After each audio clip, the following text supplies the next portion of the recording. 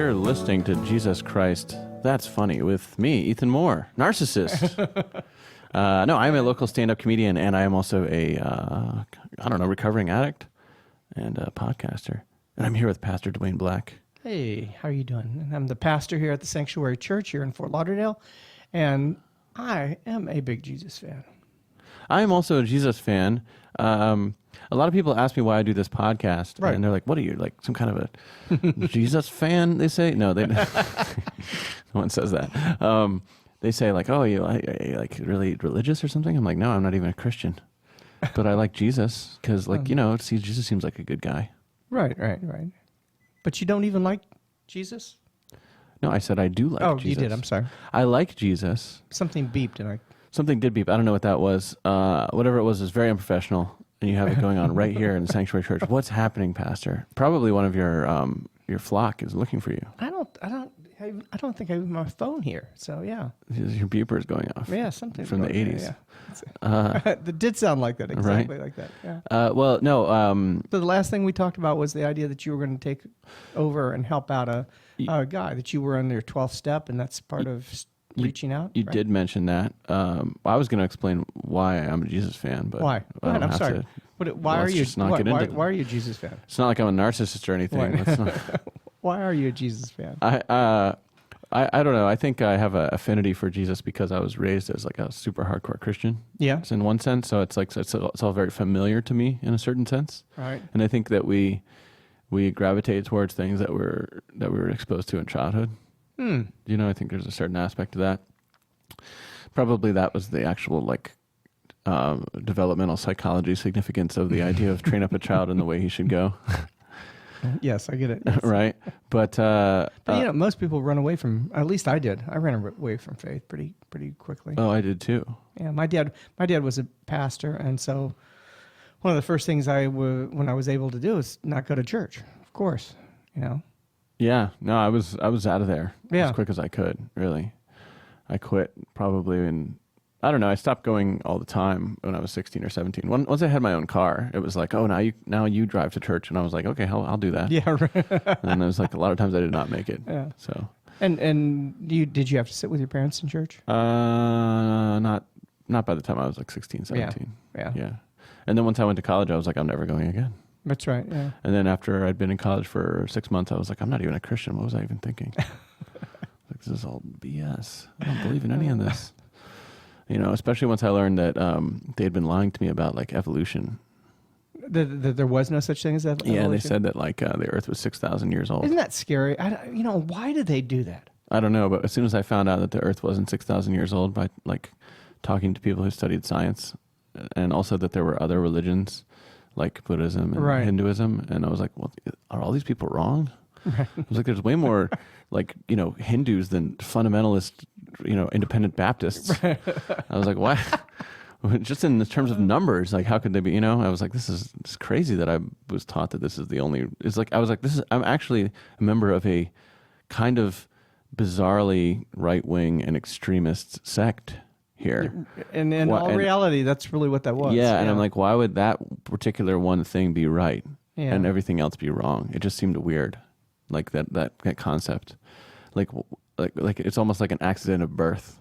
That's really what it was. I was like, well, so I happen to have been born to the children as one of the elect. Right. And like everyone else is going to hell. I'm like, this just seems like a bad plan. It is a bad plan because it's not. It's that concept of either you're in or you're out, and that's really scary because that's not anything. And half the time is because people don't understand what Christianity is about. They read Scripture on such a surface level that they don't understand the depth of what they're trying to read, and they don't understand that the whole story of the creation is a poem. It's a beautiful poem, and it's not meant to be. God one day just flicked the lights on. It's not that. You're saying it's a poem? It is a poem. Sounds like some liberal hippie mumbo jumbo, Pastor. Beautiful poem. I was taught that it was a scientific document. Yeah.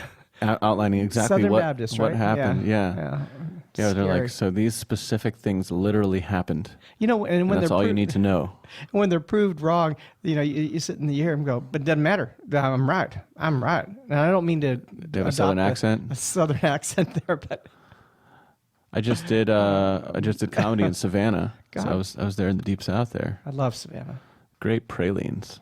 Oh, It's like my favorite thing, eating pralines. Garden of Good and Evil. I read that and fell in love with Savannah. Midnight in the Garden of Good and Evil. Yeah. Oh, it's an interesting town. I liked it. Really? Yeah, I liked it. I liked. Did you get to go to the graveyards? You know what? We went to, so I'm there with Anna Lepoli, my comedy partner, and homo life mate. Right. And you guys will be doing a show soon, aren't you? Yes, Friday, September 9th. Okay. We will be performing at Awanakava Lounge. Yeah, that'll be great. At 9 p.m. in Fort Lauderdale. $5. I want to see. I'll be there. I'll see you there. Yeah. With Cindy, your wife. Right. She will be there because she was really upset with me the last time I couldn't make it. Yeah. Well, we'll see you there. Okay. We'll see if you actually come too. We'll see, Pastor. No. Yeah.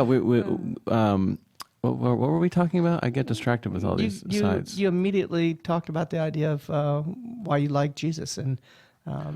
We were talking about the South and all these things. Savannah was great, and I was there with Anna, and we're performing, and we went to a graveyard after the show. Oh, you asked about graveyards. I love that. Yeah. Yeah, we went to a graveyard, and we performed some mystic pagan rites, and we summoned Lucifer. He actually showed up. We had tea. What did he look like?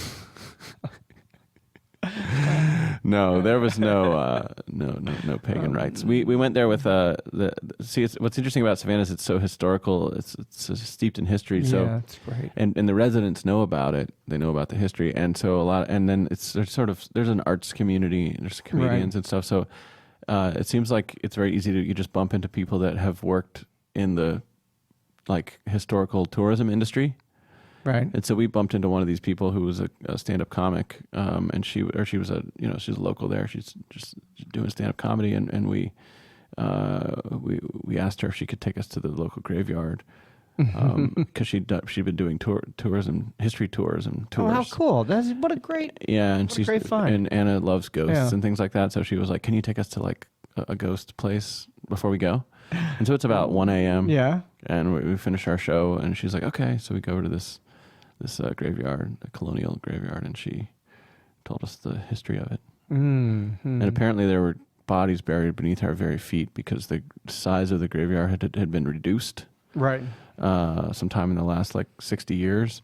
So and instead of moving the bodies, which would have caused, I guess, more problems, they just removed the gravestones and just paved over them. And they're actually bodies beneath the street, next to the graveyard as well as in the graveyard. Unbelievable. It was the colonial cemetery. Yeah, that is really wild. Bodies from 300 years ago, or 250 years ago, or something like that. We used to take kids to the graveyard to talk about life. That was the best place to talk about your life.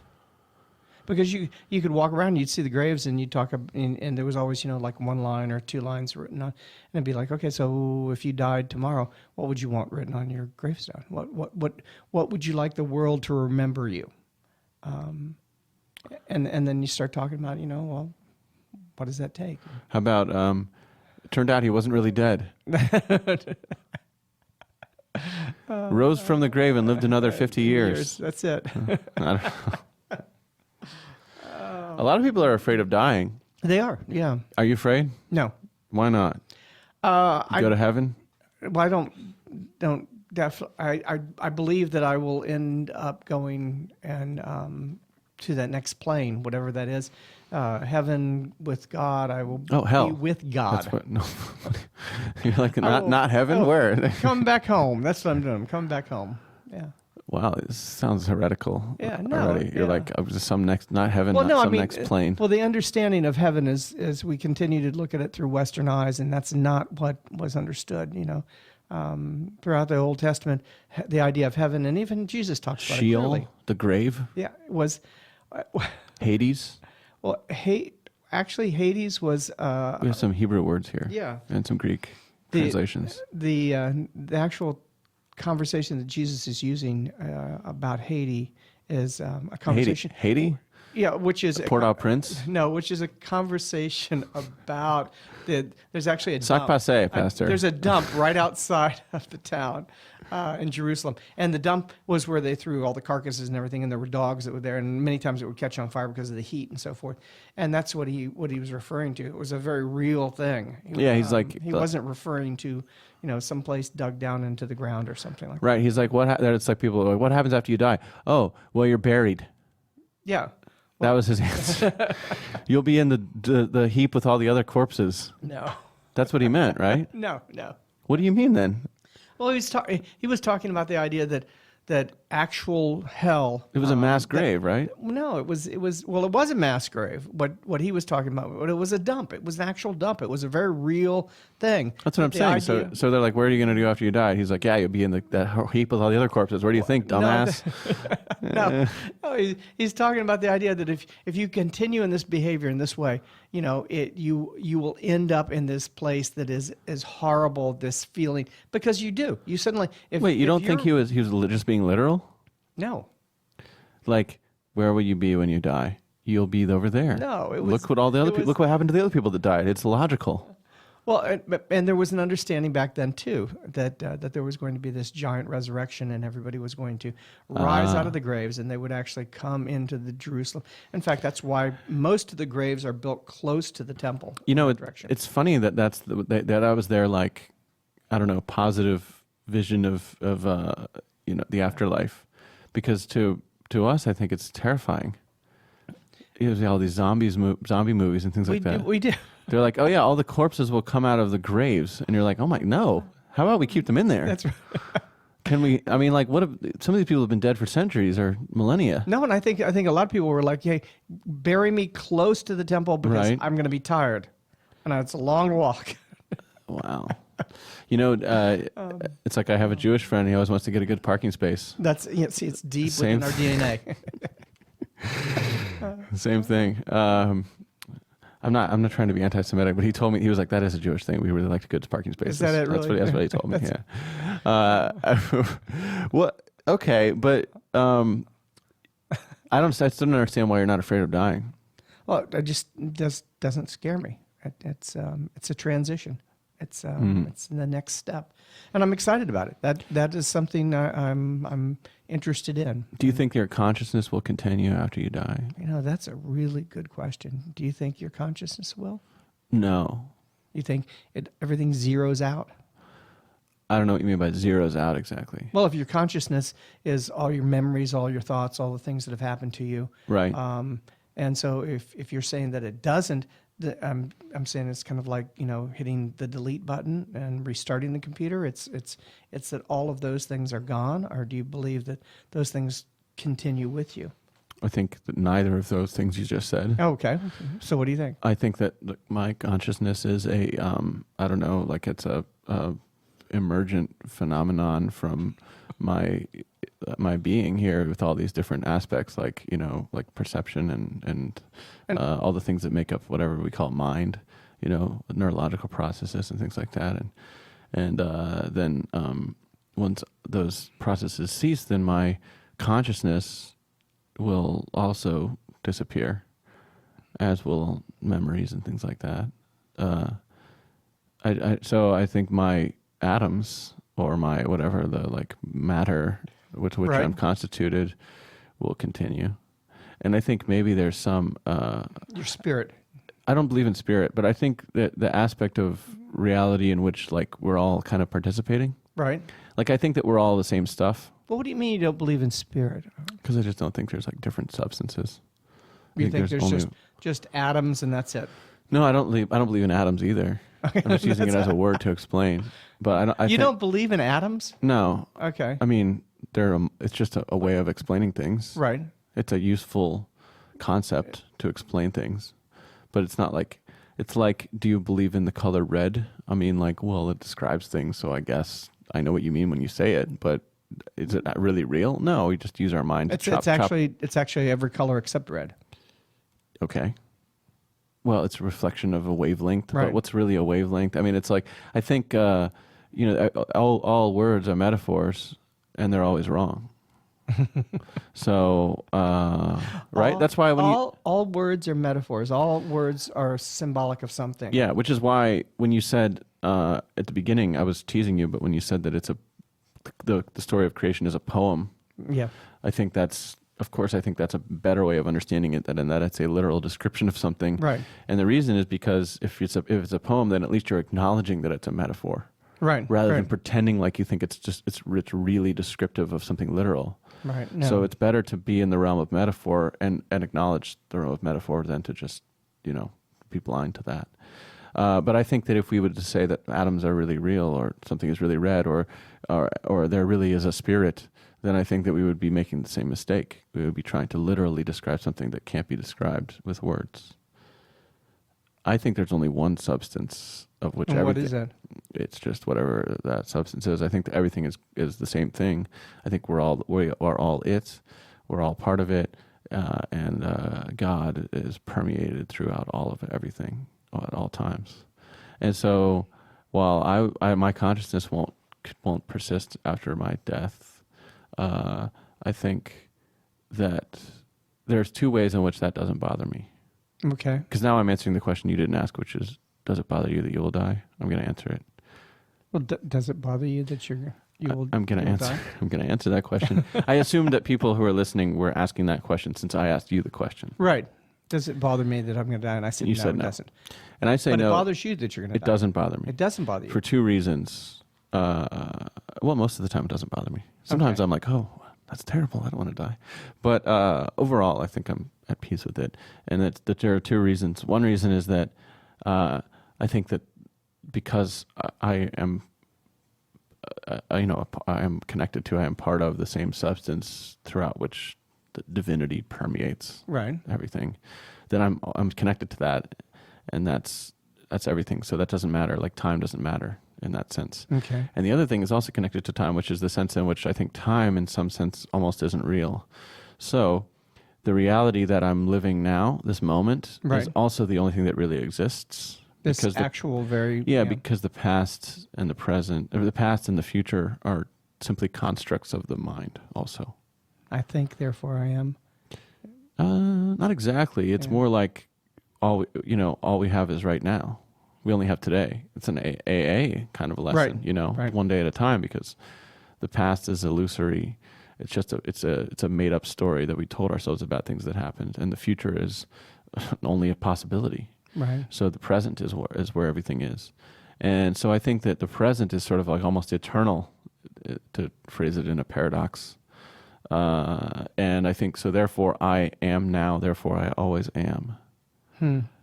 And I wonder if at some deeper level of analysis, the same way that we split up an atom and we find quarks and mesons and muons and things like that, I wonder if at some deeper analysis, if we look at time more closely, we'll find that it's actually a circle, or that all moments exist simultaneously rather than in some linear fashion. So we perceive time linearly, but I am not even sure if I don't think it really is linear. Or I wonder whether it really is. I don't think linear. It really is, yeah. So what I'm saying is that I'm eternal in two senses, in the sense that I'm connected to everything all around me at all times, because I think I'm participating in the divine presence, and also because I'm not even sure if there is such a thing as linear time. I think maybe all things exist. And if you are part of the divine presence, say, maybe another way of that God's fingerprints are up all over you, that you have been created by a creator. God's fingerprints are all over me? Mm-hmm. It sounds like we need to get a rape kit in here. No. Can we call that you have been created? Yes. Well, then that would also imply time. That happened in some time of the past. And so, is there a way to get closer to the divine? I think that because if the divine is within you, then how do you get closer to that? That's a good question. Or how do you get farther away from it? Right. I think the answer that I'm going to give on this is that I think that the way that you get closer to the divine is by being less ignorant. And what I mean by that is I'm ignorant when I think that I'm not connected to other people, or when I think that I'm, when I focus on myself and I see myself as something different and I split things up into parts. When I get closer to the divine by acknowledging the truth, which is that it's a part of everything, and that there's divinity within me, and everything around me is divine. Yeah. I'm a pantheist, and a monist, I guess, ultimately, philosophically. And so I think that it's foolishness, it's ignorance to split things up into different pieces. And so really getting closer to the divine, to me, it's almost like a kind of tuning, like tuning into the right frequency, or maybe even like tuning myself, like a tuning fork or something like that. I like both of those metaphors.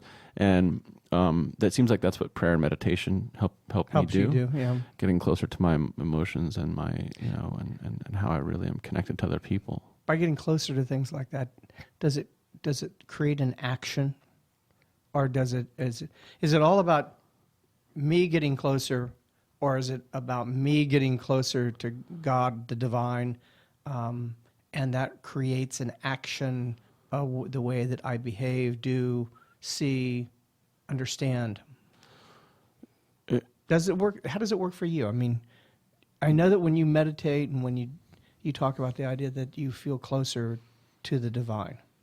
Yeah. Well, we talked about this idea of spiritual grit in the last episode, and I think there is where it's like, a lot of times when I meditate, then I'll have some insight about how I feel about something. Right. And sometimes I'll have an inclination or an incitement to action. Does that insight come from you, or do you feel it comes from somewhere else? Well, I think according to the philosophy that I outlined a few moments ago, either would be the same thing. Because I think it doesn't come from me or somewhere else. It's like that's just me tuning my perceptions into the reality, which is that it's all around me and it's connected, and I should stop denying the truth. Okay. Yeah. So just getting closer to the truth, I guess, is the way I would look at it. And then a lot of times I'll be like, oh, you need to do this specific action because you're missing out on and it comes down to the spiritual grit thing a lot of time, because it's literally like, you need to attend more AA meetings, or like you need to work on this thing that your sponsor assigned you, or you need to reach out to someone else and help them this week. Yeah. That's really important for you to do this week. It's things like that, insights like that come to me. Now, a lot of times those will be preceded by the fact that, wow, I've been really selfish recently, or, wow, I'm actually upset about something, or I'm sad about this other thing, or I feel a sense of guilt or loss, or so a lot of times there's a connection with an emotion, and then also after that there'll be some kind of action that comes to me as not exactly an antidote, but it's something that needs to be done in connection with that emotion. That's very interesting. But it and does then I'll something stop out of you. And then I'll stop doing yoga, and then I'll just go eat some donuts and some pralines and tell some Krispy jokes. Kreme calls you. Yeah. And that's the grit part, is that it's very easy to have those insights and then not do anything about them. Right. Exactly. And I think that's the thing. It's like there's different aspects of spirituality. There's the aspect where you actually sit and have a moment to sit and listen to where you really are with things and what your emotions really are. And a lot of people don't even have time to do that, or they feel like they don't have time, and they get distracted. But then once you actually have the time to get in touch with where you really are, then there's also another step, which is you actually have to do the work. Right, exactly. And I find that I have the hardest time with that second thing, and that's where I lack the grit sometimes. And do you think that church, or, we both grew up in churches, do you think that traditional church brings that out in a person of time for silences and time for discernment? The word discernment is not usually used in the depth that it should be used, to discern something. Do you think churches do that nowadays? Do you think there's an open space for that? Do you think there's a development? I guess the idea in church is that you have rituals, right? Patterns that kind of give people time to think about things like that. I think, right? Well, I and think habits of fellowship and habits of, I don't know, praise and things like that. And then I don't know, rituals make you feel connected to people in a larger way. I mean, it's sort of like, I'm not sure. I don't no? I'm not. I find that we're having, as churches are having to readjust themselves to trying to be more authentic with the scriptures than they have been in the past. I think the rituals just become rituals. I just do this and I say these words because I've been saying them since I was, I conceived. But don't you think there's power in the rituals themselves? I think they become. I think they not for you, because for you it's like I've done this a million times. Well, I think they become powerless. I don't think they disturb. I don't think they make me think. I don't think they jolt me the way they should. I think that if we're called to do this, I think it really is supposed to be something that kind of it moves me deeply, that I feel that I need to go do this because I feel that this is what this walk is like. The good thing about rituals is what you mentioned last week, where you talked about how the rabbi would leave the wheat in the field? Right, yeah. For the widows? Widows, orphans, and the foreigners, yeah. And he would do it every week, and then eventually he did it so often that he just forgot that he did it, and that's when he got the benefit, right? He got the spiritual benefit from that. And that's where that's the sense in which rituals have power, I think. But the ritual had an action that was good. It wasn't just a ritual of saying the Lord's Prayer. It wasn't just a ritual of taking communion. It was a ritual that was actually, so that you got to a point where you say, I know that I need to go out and feed these people. I need to take care of them. You're such a liberal social gospel type of cleric, It's like, if it doesn't involve feeding the homeless, I'm not interested. Thanks a lot, Pastor Dwayne. No. Well, I feel bad for your parishioners. Well, they do feed the homeless. I feel like you're half-heartedly blessing that grape juice you hand out. You're like, this is meaningless to me. Drink it if you want. God doesn't care. No, but okay. Well, communion. What do you believe communion really is supposed to bring out in you?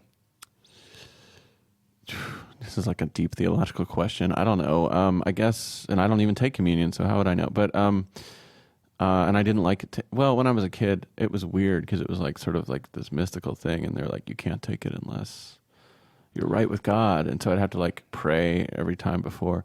When I was a kid, I don't think I got much out of it. But that's an interesting concept, that you really don't do it unless you're right with God. Well, don't you teach that? Well, that's what's taught, but that's not. You don't see people sitting back going, "I'm not right with God." I'm just not going to do this. There was pressure. Yeah. There's pressure to take it. It's like, I always felt like if I didn't take it, then like someone would be looking at me like, oh, what did he do this week? Something terrible.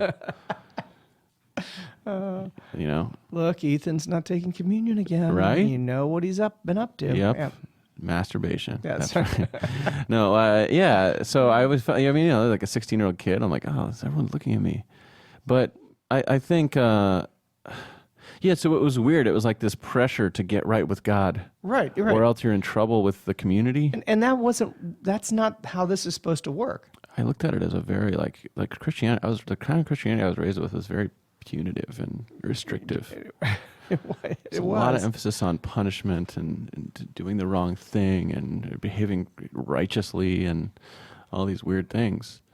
And the emphasis on ritual to the exclusion of actual maybe being sort of Christ-like, right? Yeah. I mean, I think that there are things that, like when we say statements of faith of like what we believe, you don't say it every week because it just becomes kind of rote. You mean like a catechism or something? Yeah, it's just like, yeah, done, And I think it's renounce Satan, sure, whatever. Yeah. I think there's supposed to be a really authentic, moving, that each week you get challenged. You get kind of like, I'm excited about this. I feel like I can make it through the week. I think that I've been filled back up, and I think that's what Christianity is supposed to be like. Very much like some of the terms that you use. Yes. Well. Okay. So, I guess what I'm saying is that I'm sympathetic to your perspective on ritual. Right. Because I lived it and I was like, this is empty. Yes, right. Empty ritual. But with all that said, I think, and as I've sort of, and maybe this is back to the theme of kind of train up a child in the way you should go, and the fact that as we started today, it was familiar to me, and I've come back to it. Not that I'm a Christian now, not that I go to church, but in a certain sense, I feel like there's a power to it, and to ritual, and maybe a place for it.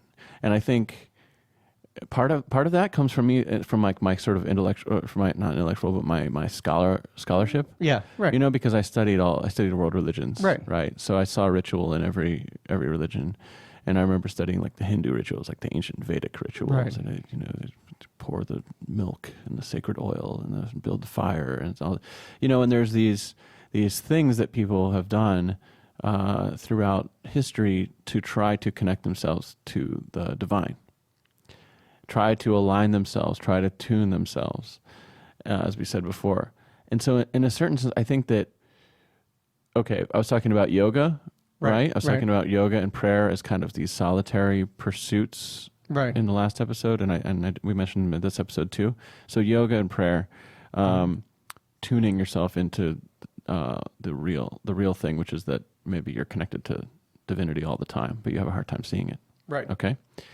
I think the part of the concept of divinity for me, of course, is that I'm connected to everyone all the time, but I have a hard time seeing it. And I think that what rituals do, what something like communion does, or maybe building a Zoroastrian fire and dancing around it, or pick your ritual, what I think those do is they actually help you connect in a communal way, and tune in with everyone else in the same way that maybe yoga does in a solitary way. Yeah, right. It's like a group meditation or something like that. Well, yeah. I went to Montana. Okay, I went to Montana, and we were up on this mountain. It was this giant mountain, and we're up there at night. And I would walk out and I'd lay down and look at the stars, and it was like just so many stars. I mean, it almost made you nauseous because there was so. I mean, just so your eyes couldn't focus. It was so big, and those stars are always there. But if we have, the more light pollution we have, the more difficult it is to see those stars. So sometimes I think what rituals try to do, whether they achieve it or not, is to take away all that pollution of all the other light to allow you to see and get in touch with the divine. I'm not sure that rituals do that much anymore for a lot of the people in this world. Is this like an environmentalist thing? No, it could be. Pushing your light pollution agenda again, hippie? Yes, I think, no, I think... Have you ever seen stars like that? Have you ever been out someplace where it's just absolutely incredible, and you're like, it's there all the time? Yes. I think that the divine is there all the time, and our connection with it is that there's so much noise, there's so much light pollution, there's so much that we don't have, and so we search for moments to slow us down that we find holy, separate, right, to experience. I'm not sure that a lot of them still work. I think that we have to try other things. Well, okay, what it is. So I feel like these are all good metaphors. It's like it's the same thing as tuning in, right? Mm-hmm. It's like you're seeing the stars more clearly, and getting rid of the noise and things like that. Yeah, the signal to noise thing. And but I think what you're frustrated with about ritual, let's say, is that, and I totally get this, is the idea that it's kind of what we were talking about with the idea of literalism versus metaphor. We have a tendency, right? The same. I think that the same way that let's say fundamentalist Christianity, which I was raised in, has a tendency to look at the poem of creation in Genesis and say, "Oh no, this is just literally a description scientifically of what happened." Like first this thing was created, then this thing was happened, and then we count up all the genealogical records, and the Earth is 6,000 years old. Clearly, it couldn't be any older because those are literally the things it said, and we have all the way down to Jesus. That was 2,000 years ago. There were no dinosaurs, man. None. Right. Well, there were dinosaurs, but they walked the Earth with man. That's yeah. So, they sort of what they've done is they've literalized it. They've brought heaven down to earth. Right. What it's called in philosophy is called a reification, which is the idea of it's thingification. Res, it's from res in Latin, is thing, right? So it's like the reification is making a philosophical concept or an idea or a metaphor into a thing. Okay. And into making it into some kind of real thing that you try to hold on to. And I think that's kind of, in a way, that's what happens with ritual. Is a ritual is almost like a active metaphor, or like a what's the word I'm looking for? It's like a participatory metaphor, something like that, where you actually can connect into that poem of creation, right, or whatever poem of how reality really is, or something like that, and connect with everyone else. But then, if you actually start to look at the ritual itself as the power, instead of what happens when you do the ritual as the power, then it becomes stale. Right, maybe is the word. Or I think didn't Jesus say things about this? Yes, he did. What did he say about rituals? And faith is like a sepulcher or something like that? Yeah. How did it go? You know that stuff. Come on. Oh, no, go ahead. Throw some scripture. I'd love to watch you struggle to remember structure. Yeah. He said it's like the bones of the whited sepulcher or something. I don't know. No, what did he say about, it was probably the Pharisees or something? Or? Yeah, they lost the whole idea. That they got into a point where that all it was is about rituals. I mean, even God, there's throughout the Old Testament, you run into prophets that talk about that God says, I hate the stink of your altars. I hate the sound of your songs. That's not what it's about. Right. What is it about? Taking care of those people that are less. Taking care of the widows and the orphans. That an action occurs. Yes. Yeah, I mean, I guess also the thing. Okay, and maybe another to look at this from another perspective. It's almost like, if you can just do the ritual, and then you get the result, then you're almost, you appreciate the right God. Then you're almost more of a magician than a religious person, right? It's like, oh, I said the spell correctly. Now I get this result. Yeah. Right. Whereas if it's actually a ritual, a religious ritual, and it's done with the right kind of heart, then I think what it is that you're connecting to something that's more powerful than you, and that can take you anywhere. You don't have control anymore. I will not use a lever to move the earth into the, I don't know. I'm trying to make up a phrase here, but isn't there some sort of thing about a lever long enough to move the earth? I don't know. That wasn't a religious person. That was some one of the ancient worthies. I can't remember who said that. Archimedes or something, I think. Give me a lever long enough and I will move the earth or something. I don't know. I don't remember my studies very well, but a lot of drugs since then, Pastor. That was it's all gone. But no. But the point is, like, I think you can try to control the heavens. You can call down thunder and lightning upon your enemies, things like that. You can do magic. That's what these guys want to do. But and that's what a ritual is to some people.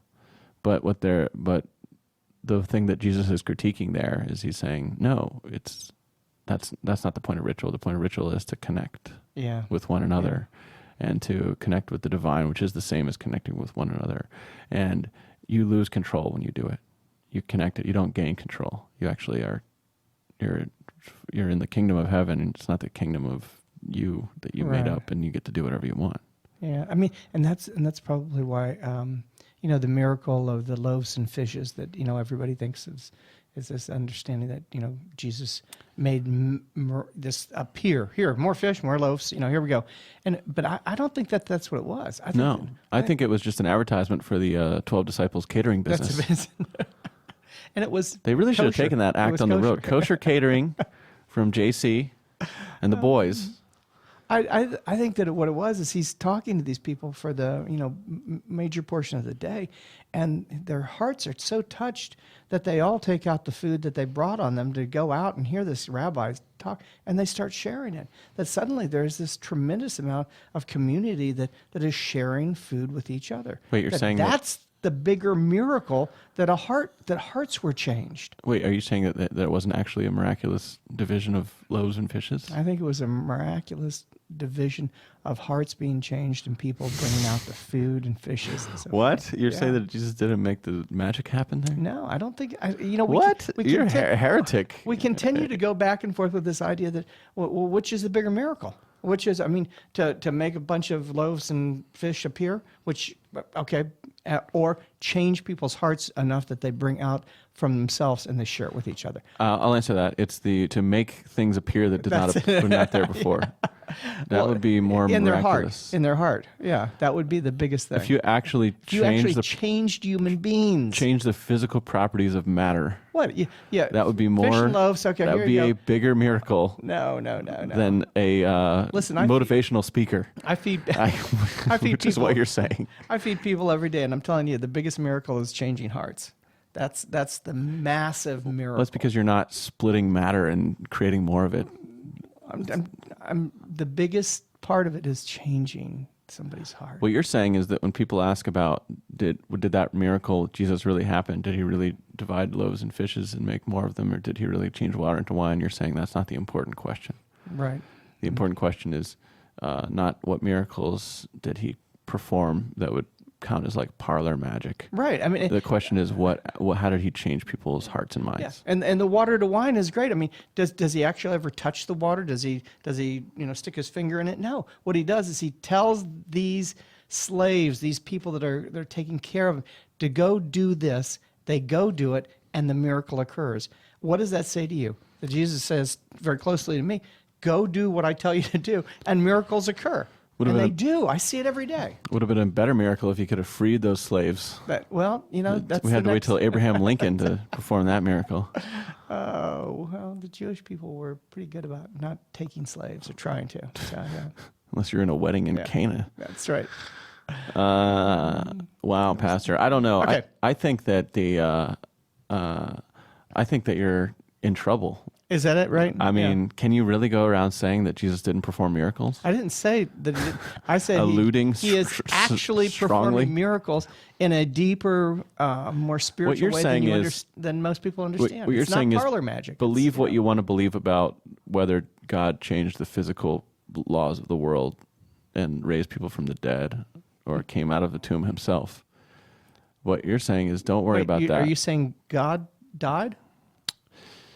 What you're saying is it doesn't matter if dead people can come out of tombs. What matters is, did Jesus make you feel better? Might as well have Tony Robbins. It didn't make you feel better. It's that he has the ability to change people's hearts and souls and their minds, and that's the biggest thing in the world. That's the most important thing. And I see it today. I continue to see. I see people in in the rooms that right across from the hall, and I see their lives change, that they never were spiritual people. I had a guy the other day, he'd been sober 3 weeks, and he's going like, I'd never been spiritual. This is really great. Everybody should be in an AA. It's like, yeah, probably so. A lot of people could probably benefit from a spiritual program of some kind. Right. So, was Jesus God? Well, that's a great question. Did God die and come out of a tomb? I think that's... that should be next week. All right, we'll answer that question in the future. Okay. I feel like you're really treading some thin water. You're treading the thin surface of the Sea of Galilee here. Oh, you're gonna sink beneath the waves. I think everybody's. Peter's gonna have to haul you up like that fish. That's right. He's in the net. You may be caught in the net of the presbytery's wrath. Again. What do you mean? He did create miracles. Yes, he did. Just miracles deeper and wider and broader than what you're saying. Wow. Well, I'm going to come. So we were in the last episode. You asked me to come and feed the homeless with you, and you also you said you have a person I can do the 12th step with. However, we recorded this episode about an hour ago. Right. So the last episode, and we're recording this one immediately after. So we don't have any news on whether I did those things. But we're hoping so. We hope that I will have by the time this airs. That's right. No, I'm willing to. I talked to my sponsor. He says I can. He says. So you said you want to match me up with this person who came out of seminary. Yeah. Who was in seminary, then came out of the closet. Right. He went with Catholic seminary. He came out of the cloister, then he came out of the closet. Right. And then he got into the booze, I guess. Yes. And so now he's coming out of rehab. He's coming out of a lot of things. This guy comes out of things constantly. He is. And so you're going to introduce me to him, and then maybe I'll be a sponsor, which, oof, boy, is that rich, my sponsor said. You're going to sponsor someone? First I heard about it, he said. No, he said that, okay. He's like, I worry a little bit about kind of being matched up on blind date type things, where someone anonymously introduces you to someone and says, I want you to sponsor this person. So he said, I'm not saying yes or no, just meet the person and see how you both feel and see if it's a good match. Yeah. So. And that this guy is very intelligent and probably a pretty smart guy, and how that sometimes doesn't play well into recovery. Yes, right? We said that last time. That's absolutely true. Okay. Yeah. Yeah. I said, I don't want to, and he was like, well, do you want to sponsor this guy? I was like, no, I don't want to sponsor anyone. And he's like, well, if you don't want to do it, don't do it. I said, well, I don't want to not drink and do drugs too. Yeah, I don't get to just not, he was like, well, what I mean is, are you going to develop a resentment for sponsoring? I'm like, no, I don't think I'll develop a resentment. But all things being equal, I'd rather not do any work. That's what I'm trying to say. I'm trying to get this spiritual grit thing down, Pastor. I'm trying to get the grit. You're doing it. You're doing it. I'm willing. Yeah. I'm willing to do it. Yeah, you immediately went and talked to your sponsor. I thought that was great. The spirit is willing. Yes. We'll see about the flesh. Yeah, tune in next week. Okay. Pastor, where can people find you? The Sanctuary Church, FTL.org. You can catch us on there. Look us up on our Facebook, Sanctuary Church FTL. All right, and you can follow Jesus Christ That's Funny on Facebook. Just look up Jesus Christ That's Funny. Also, you can write us and let us know what you think about the show at JesusChristThat'sFunny@gmail.com. Right. And also, if you go online, we'd love for you to go to iTunes and give us a 5-star rating. Yeah, go to iTunes or your podcast app on your phone and give us a review and rating on there. Is there anything but iTunes? I didn't think there was. Well, we're also on, I believe we're also on Stitcher and Google Music and a couple other things now. But most importantly is the iTunes rankings. Okay. So please go on there and help us out. And if you're listening to this on the internet, I encourage you to just listen to it in your iPhone or your iPod or on your computer in the iTunes app. Sounds good, yeah. So it'll be easier to review it there. Also you can follow me at Ethan Is Not Funny on Instagram, Twitter, or Snapchat. That's my handle. And please come see my stand-up show Friday, September 9th, 9 p.m. at Awanakava Lounge. How good. It's the Butch and Femme Comedy Tour. It's me and Anna Lepley. And we're having a couple other comics and also a drag queen, Daisy Dead Pedals, hosting the show. Super excited. We have a drag queen from Wilton Manors. Daisy Dead Pedals? That's a good name for a drag queen, right? Unbelievable. It's a corker. That's it. Isn't it? It's a great name. So Daisy Dead Pedals is hosting that show. It's so come. I think it should be like this Friday when this is airing. So come listen to it. That'll be great. Come watch us. Anna and I are going to we'll each do about a half hour of stand up, and we'll also do some music. And we've got some other great comics on the show, so it's going to be a lot of fun. I'll be there, and I will be wearing my collar, so you can wear your clerical collar. Yeah. I might give you. Maybe we can give you a discount. Okay, we'll see. We'll get you in for free, but we'll charge your wife double. Is that where you bring the water and go? Let's see, do something. Right? Can you change that water into kava? Yeah, that's it. That's right. Yeah, I think I'll pass on. Well, I'll try the kava. What the heck? Yeah, why not? Right? Yeah. You're not in recovery. Yeah, that's right. I'm live it up, man. Have one for me. Okay. All right. Well, thanks for listening out there, podcast land. It was great to see everybody, hear everybody. We will. We'll see you next week. Okay. God bless.